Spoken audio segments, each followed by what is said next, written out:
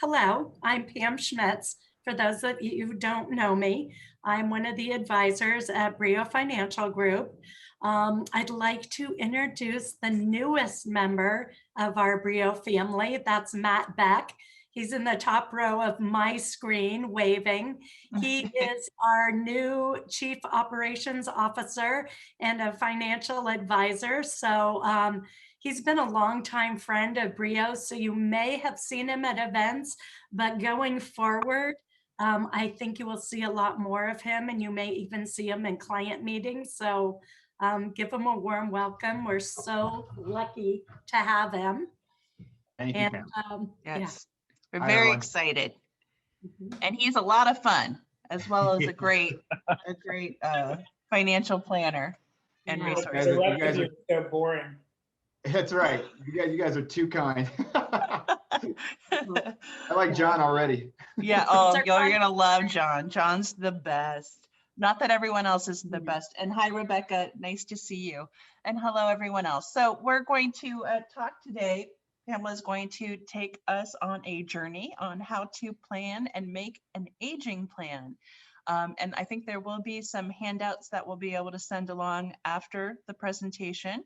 So we'll send those to the email on file here. I might need to reach out to a few of you during the chat to make sure that you get those in your hands. But otherwise, I would ask that if you have any really personal questions that are super specific to you and your circumstances, hold that to the end of the segment.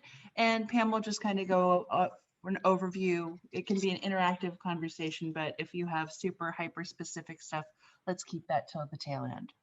All right, and with that, I will again reintroduce Pamela Schmitz, the heart of Brio and a financial planner with us, a Medicare expert, and really enjoys and loves charting these journeys with our clients. So take it from here, Pam. All right, thank you so much, Shannon. What I want to talk about today is really the aging process. So, some of you are going to be here because you want to talk about creating an aging plan for yourself. And some of you may be on here because you have aging parents and you want to start facilitating those conversations early. There's going to be a little bit of the back and forth. The first part of the presentation is going to be fascinating facts about people getting older, whereas the second half of the presentation will be more of kind of what can we do and what should we think about. Now, I know for recording purposes that we would love for this to be a beautiful, seamless presentation of me talking, but also I would like it to be a robust dialogue. So if you do have questions that aren't of a personal nature, feel free to ask them as we go along. The personal stuff I can answer at the end. I'm happy to stay on as long as you want, but for editing and recording purposes, that's the way we'd love to have it go. So to go back to, what Brio fundamentally does is we help people get ready for retirement. Like, do I have enough money? Will I not outlive my resources and things of that nature? But once you get there, there are so many other things to think about once you retire.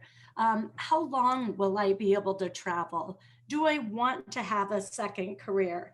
And then how do I know, like, what is going to be the trigger for things like I may not be able to live by myself anymore because I'm losing activities of daily living? Or how do I have conversations with my parents about the fact that it might be time to stop driving? Which is always a fun one. I've been through that. I'm sure some of you have as well. So with that, let me get us over to the presentation and hang on. Okay, so that's really what I want to talk about here. Okay, hang on. All right, Shannon, of course it's not moving. Okay, there we go. All right, so we're going to talk about the aging conundrum. When, how much does it cost? What do I need to do? How do I create that long-term care plan? As I mentioned, the living transitions, the driving transitions, financial making decisions and healthcare making decisions. Aging is not a diagnosis. We want our clients to plan for the best possible outcomes by truly getting to know them. It's essential to avoid social isolation by staying connected and talking about some of the resources that we have for doing this further in the presentation. Most families actually don't, for most families, lack of planning doesn't mean lack of commitment. It's just that they don't want to think about what's going to happen down the road and what does that look like. One of the best examples that I have from Brio is I have a client who I've known for many years. She's a solo ager, meaning that she doesn't have, she has her friend network around her, but the only family she has is a daughter that lives across the country. So for years, I kept telling her I needed to meet her daughter. And finally, a couple years ago, I did. She's a lovely woman, but it was a great opportunity for the three of us to have a conversation about what the mom wanted and what it looked like for her. I'm so glad we did that because at the beginning of the pandemic, let's just say she had the opportunity to take her estate planning documents for a test spin, and we found them lacking. So she is fine now.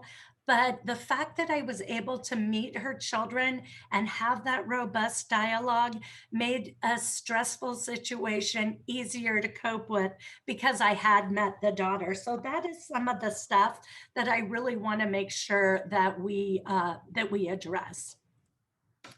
Okay, and for some reason, oh, sorry. Okay, so so who's going to need long-term care? Obviously, 70% of people need long-term care at some point. Women tend to outlive men. We know that. There are chronic health conditions that come up.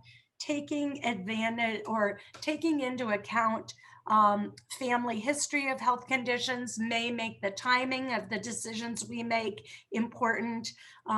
Poor diet and exercise, and again, loneliness, you'll hear me talk about that a lot, are some of the reasons that people may want to move out of their homes. I mean, I think for all of us, it's not out of the realm of what we want to say that people want to stay in their homes as long as possible.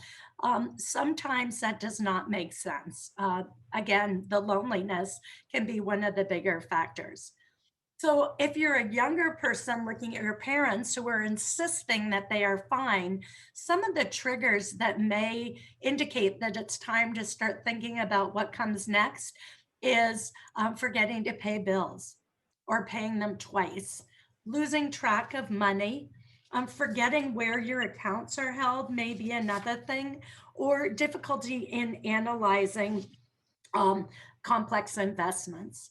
I think I might have missed. Nope. Okay, I just wanted to make sure. So this is just a little fun fact. 55% of women who are 65 to 75 live alone. A lot of women over 75 live alone. And you can see not very many of the percentage of men over 65 live alone. I think men, when they're alone, they tend to get remarried because they want to have companionship, where the women, on the other hand, don't want to be a nurse or a purse. So I do have a friend who's 83 years old, and she's always telling me, Pam, as you get older, it is really important to have friends of all ages. And I think this really bears that out. So from a financial planning point of view, here are some of the challenges that we face. What is long-term care going to cost? What is it going to cost to have nursing home care, assisted living care, adult daycare, home health care, and then the indirect costs, the unpaid caregiving and other out-of-pocket costs. And usually a lot of these things overlap. We start losing our activities of daily living slowly, and we just may need somebody to come into the home for an hour or two a week to do shopping. And then as things progress, the expenses start to increase. All right, this is kind of small and I apologize for that, but Genworth has a wonderful website. And for anybody who'd like access to this after the call, I am certainly happy to help you with it. But I did this, as you can see up here, for the San Francisco Bay Area. And it's divided into annual costs for home health care, adult daycare, assisted living, and nursing home care. So let's start with staying at home. You can see how expensive that is. Generally, home health care is about $40 an hour.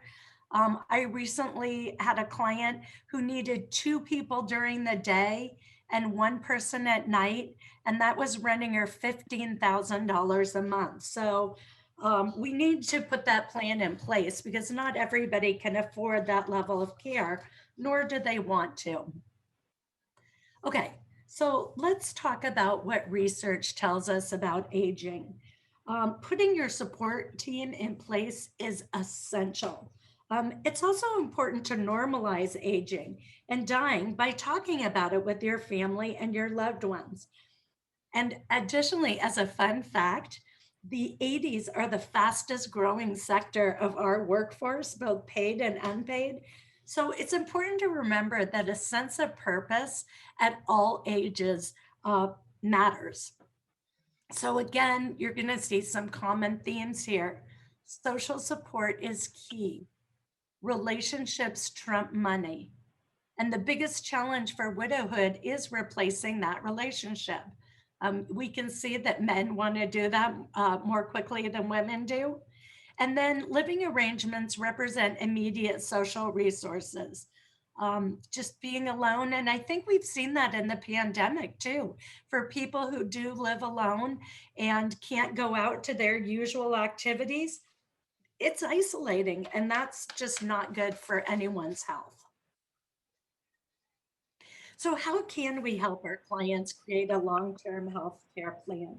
I do have a wonderful handout from the AARP that I'm hoping Shannon will help me once she gets emails for everyone on this call to send out. It's a wonderful book. And what it talks about are the 5 basic steps to help you discuss and create a caregiving plan, either for yourself or for an aging planet, aging parent, or even a relative or a close friend. So the first step is be prepared to talk. You know, nobody likes to talk about the what ifs with independent elders, and no elder person wants to admit to themselves that they might need help someday. So the more we talk about it, the less kind of scary that it gets. The second thing we want to do is form our team. You know, we all need input and support from our family and loved ones. And to know the care recipient's wishes and their priorities are the cornerstone for every family's aging plan. The third thing is to figure out the asset needs, figuring out what the priorities are, where to live, and the nature and amount of care that's needed. And then the fourth step is making a plan. You're never going to be able to anticipate every scenario. And I know I've talked about this with a couple of you, but having a loose plan that allows for flexibility and contingents means that if we have a catastrophic event or something that puts us in a corner and forces us to make decisions quickly, we'll take a lot of stress out of that because we can refer back to this plan. And number 5 is just being prepared to take action. You know, when the unexpected happens, it helps to have the tools in place to deal with it. So again, here, these are some more things: the living transitions, the driving transitions. You know, when do we stop driving? And that's a good conversation to have. Is it when we hit a pedestrian? Is it when we keep taking off the side of the garage? To have this conversation long before that event is upon us takes a lot of the stress of taking away control and dignity away. Having the older person tell us, this is when I think that I should stop driving years before, is a really good way to avoid those control conversations. Financial caretaking transitions. Who's in charge? Do we have the right estate planning documents in place? A lot of you have heard me talk about the documents that I think are most important, which are the Advanced Healthcare Directive and Power of Attorney. You need to have surrogates in place while you're alive to help you make decisions when you can no longer speak for yourself. So these are all things that we want to take into account. All right. As a result of the silver tsunami, baby booms are now that baby boomers are aging, there are more and more options for their people's aging stories every day. And there's so many resources to help people and their families facilitate the process of finding out what the options are that are available for in-home care, for all continuums of care, and what makes sense depending on the family's resources. One of the resources I really love is down in the South Bay. They're called Sage Elder Care, and they help you. You know, a lot of these organizations help you with, hey, where should I live? But they take a more holistic approach to, I have somebody in the home and I need to stimulate them emotionally, you know, from a brain activity point of view. And so they'll talk about that aspect of elder care as well. And I think that's really important. Okay, so staying in the home considerations. As I said, most people say they want to live in their homes as long as possible. And that's fine. But if you've been living in a big 2-story house that's too big for you, or is located way out in the suburbs, that's not going to be a good, safe place to be. So that could be a conversation that we start having, you know, even in your 60s, long before it becomes an issue, where we can talk about downsizing. Some of the things we like to think about are, how close are grocery stores and restaurants? Are they walkable? Can I get to the doctor quickly if I need to?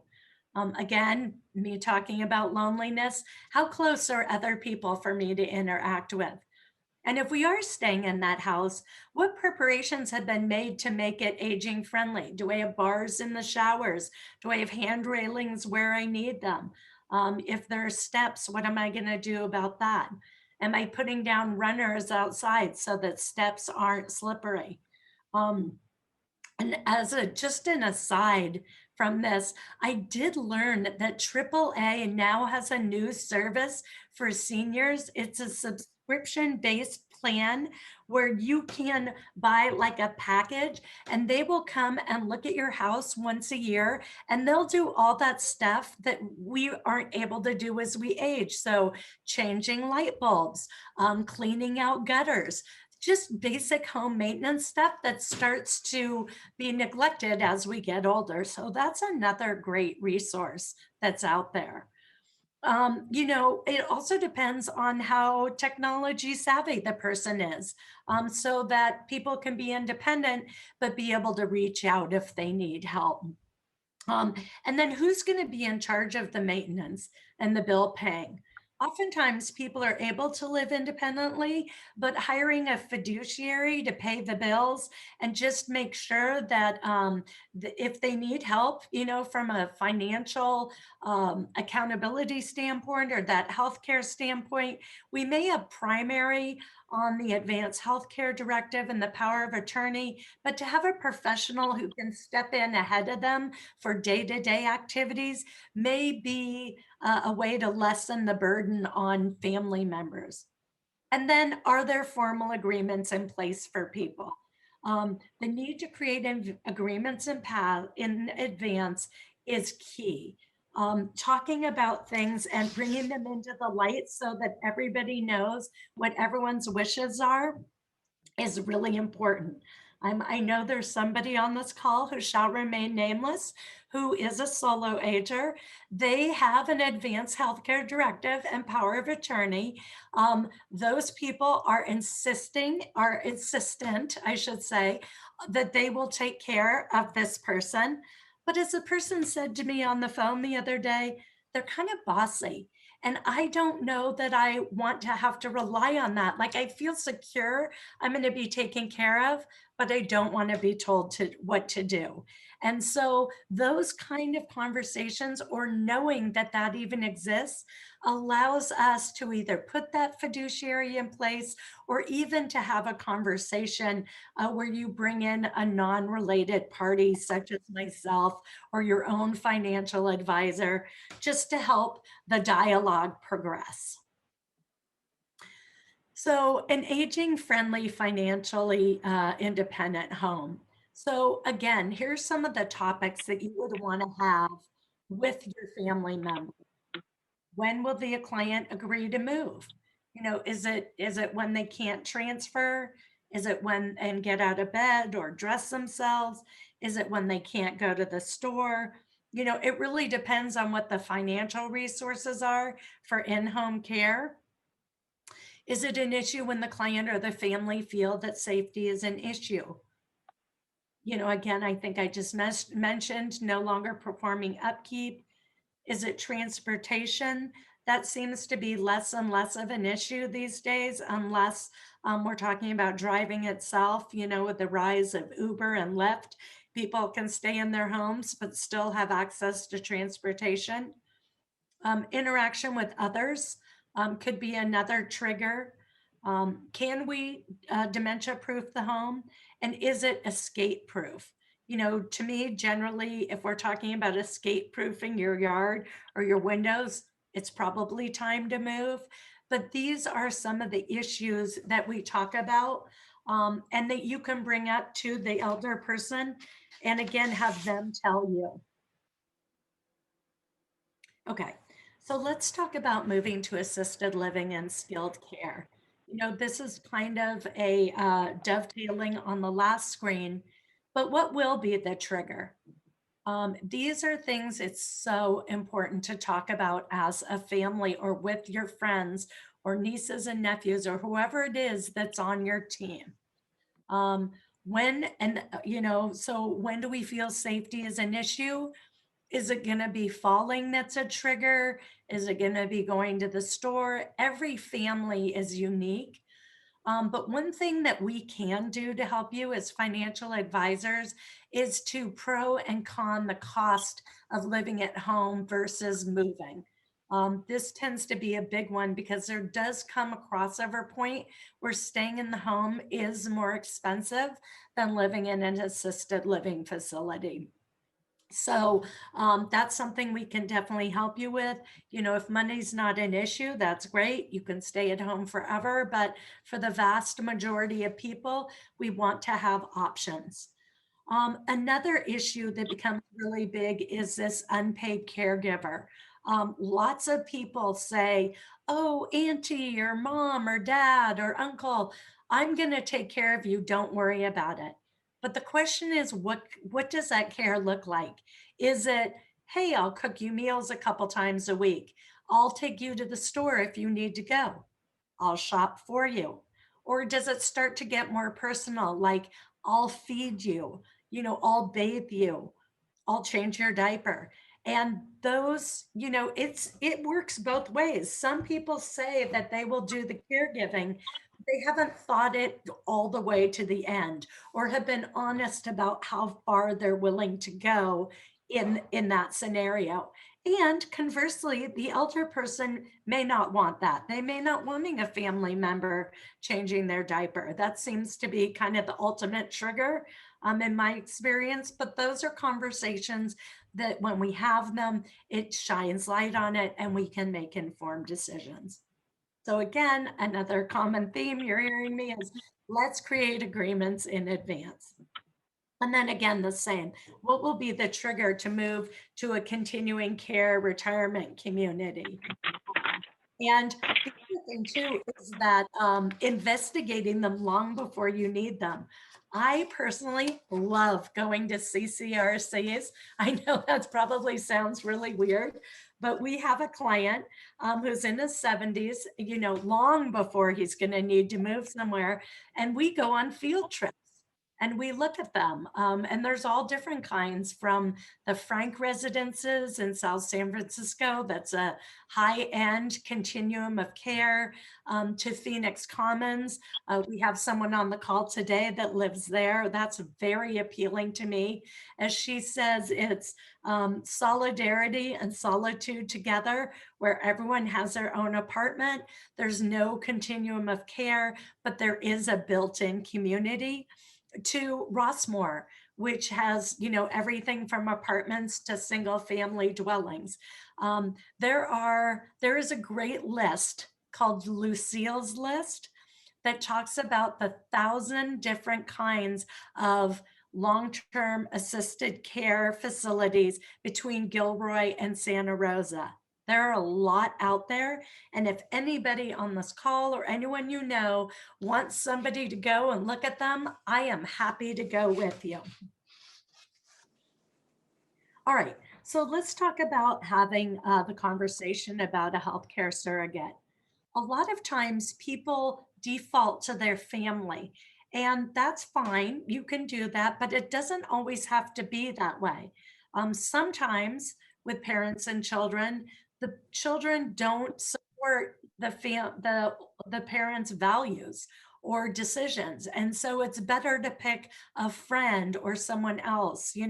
I know a client who's a nurse, and she has a younger friend who's also a nurse, and she wants that person to be her healthcare surrogate because, they share the same values, they share the same kind of end of life viewpoint. Some people want to have every single intervention known demand to keep them alive, and some people don't want any.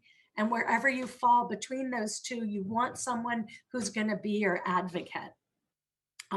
So again, you must share that health care mindset and quality of life choices, and you must talk about them, whether it's with a surrogate, with the rest of the family, and of course with the medical providers. Those documents are pretty black and white. If this happens, do or don't do this. But there's a lot of thought and more detail that can be added to those. And most people just don't know. They just put a check in the box. I got these documents and we can move on. So there are letters that you can write to include in your documents to be really clear about what you want. And of course, communicating is key. Okay, so let's put it all together. So some of the costs of aging, again, are going to be that long-term care, medical care, the lack of advanced decision making, document factors that clients can control. I feel like I've talked about this ad nauseum, but these are conversations that, as a financial planner, which really dovetails into life planning, that we can help and facilitate these conversations. We can also document them in your client record and refer back to them so that we can say, hey, remember on this date, this is what we talked about, and these are the decisions that we made. I start talking about this with my clients in their mid 60s, and we review them every few years. This was our feeling at age 65. Now we're 70. Do we still feel the same way? It's also okay to swap in and out your surrogates. One thing I did learn, as a married person, not everyone's married, but, my husband and I are each other's primary advanced healthcare directive and power of attorney surrogates. We have a good family friend whose parents had the same agreement. They thought they were on the same page, but when the mom started showing signs of dementia, the dad said, okay, well, we're selling the house, putting her in a home, and I'm going to get an apartment. And that wasn't what they had agreed to at all. So it's really important to review this. Now, fortunately, in that scenario, it was like a potassium issue that made dementia seem to be present when it wasn't. But it was a real eye opener for that family, that the dad, who was the primary person, was ready to kind of check his wife to the side. I don't know if it's because he was 85 and crabby, but again, it was a great opportunity to take those advanced healthcare documents for a test spin and find them lacking and be able to fix them and update them. Okay, so you've heard me talk about the checklist. You've heard me talk about implementing the family agreements, the home maintenance, transportation, financial health caretaking, and healthcare decisions. There are so many resources that are available to people as they go through these processes. There's something that's called the Conversation Project. It's from the Institute of Healthcare Improvement, and it talks about end of life care. That's, all of these you can Google or you can contact me after the presentation. I'm so happy to talk about them. There's the San Francisco Village. This is actually really cool for people who don't know about it. Villages are starting to pop up across the country. There's one in the East Bay called the Ashby Village, but it's a community organization led by older adults who share their skills, support, and expertise with each other in order to navigate the challenges and opportunities of living. The San Francisco Villages believe that a better experience of aging is possible when we can grow with and rely on each other. Something that's really important is that elderhood gives people the opportunity to both be a volunteer for their peers and a recipient of care. It doesn't have to be one-sided. I think that personally that something's wrong with our community or our country is that we tend to throw away old people as if they're not valuable anymore, as opposed to other countries where older people are revered. Just because you're old, as I said, it's not a diagnosis. And these people have wealth and wisdom to help us make decisions and have a voice in their care. So just a final checklist and guide for your planning. Have these conversations with everybody. Scheduled times. As I said, we're all happy to facilitate these conversations. Talk to the experts. Talk to your financial advisor. Talk to your attorney. Hire a fiduciary if necessary. Do we need long-term care? And of course, get your physician on board as well. Putting this in writing is key. The power of attorney for finances, the advanced healthcare directive, trust administration, and your final will. And then exploring the living options. Do the research online, visit potential communities. As I said, I'm happy to go and talk to people with experience. So this is an old event. I want to thank you all so much for joining us. I hope this was helpful. It's definitely the softer side of financial planning, but it's really important to think about. So with that, thank you for listening. Does anybody have any questions or anything they want to talk about at all? Pam, I have a question. Of course. When you're looking at this, and as you're starting to get towards the, I say, a woman in her twilight years, is there sort of a trend where you really see the bulk of the people hitting the need for care? Is it like 75? Is it 85? I know there's always, everybody's different, but is there a general trend? Like if you're planning that you should sort of say, okay, if I follow the norm. Yeah, for me, I see the wheels start to come off the bus at around 80 is when I see it. I mean, 80, and to your point, everyone is different. And it just depends. There are plenty of people in their 80s who are fine, but I think that just medically speaking, our bodies start to become more frail in our 80s. And so you should have a team in place. Thanks. Yeah. John, Matt? can I ask a question? Of course you can, Matt. First off, wonderful job, extremely helpful. I have, as you know, my parents are in their 80s. Fortunately, they're in good health right now. Dad is turning 88 this year. Mom is going to be 84. And you struck a chord with me with the slide that had the social connectivity. Can we go Mhm. back to that slide real quick? I want your opinion on outlets. You know, they're both in the home. They're both okay. But that one slide, I would love a little bit more ideas, because you said something about the villages, which is great. Yeah, social support is key. But for folks like that, what are some other ideas? I mean, they're getting to the point where volunteering becomes a little bit more challenging. Mhm. Uh, but what other social outlets might you suggest? Oh, sure. Well, for a lot of people, it could be their church. Yeah. Okay. Church can be a big one.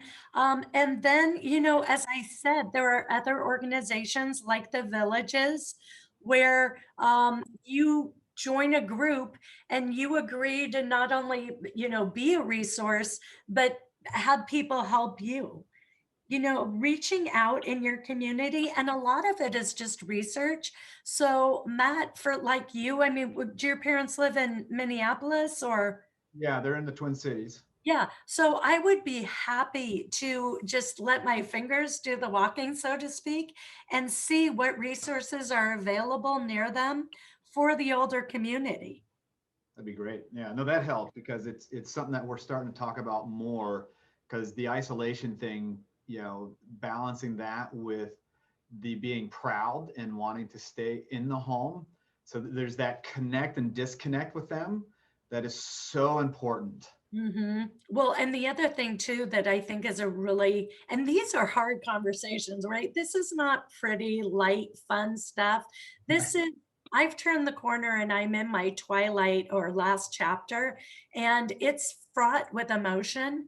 But like just listening to you, some of the things I would talk about would be if your dad can't live independently, because like your mom can't deadlift your dad, and your dad can't deadlift your mom, right? So we need to have like frank conversations about physical abilities, but then also, what if your dad can't live by himself anymore? Is your mom going to stay in the house? Are they going to move somewhere that has a continuum of care that, like, my grandparents lived at a place called Lake Park in the East Bay that was like a tower, and so they had their own apartment. They could cook in their apartment, they could eat downstairs in the dining room, but as they started to fail, they went down to the second floor where, there was a higher continuum of care. So they were together. My grandma could go downstairs and visit my grandpa, but they lived in the same place. So those are conversations I would have sooner rather than later is, are you going to kick the person who needs the care first to the curb, or are we going to go together?